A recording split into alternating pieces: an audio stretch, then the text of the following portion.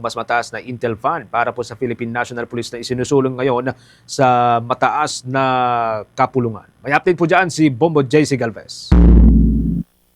Isinusulong ni Senator Sherwin Gatchalian ang pagtaas ng Intelligence Fund ng Philippine National Police o PNP bilang bahagi ng mas maigting na kampanya laban sa mga Philippine offshore gaming operators sa POGO na patuloy na sumusuway sa pagbabawal ng gobyerno sa kanilang operasyon.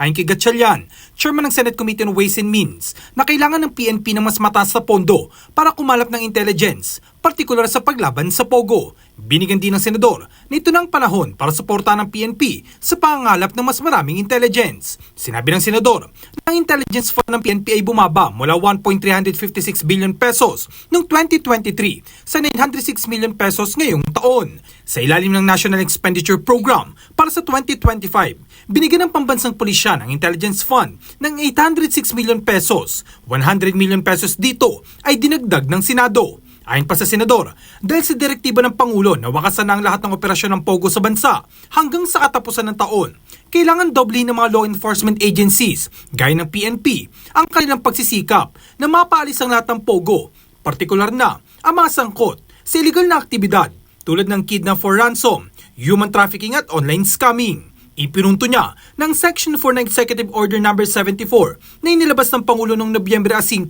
ay nag-uutos sa PNP na paigtingin ang kanilang pagsisikap laban sa mga illegal na POGO, internet gaming licensees at iba pang offshore gaming operation at services. These POGOs are hiding, going underground. More so, we need intelligence to arrest them. So, but it's the fund is going down. No? Intelligence fund is going down. It's counterintuitive on what we want to do, Mr. President. So apparently, it's the DBM who's been continuously approving that baseline amount of 800 million as intelligence funds, and through various congressional initiatives, it has been increased through the years.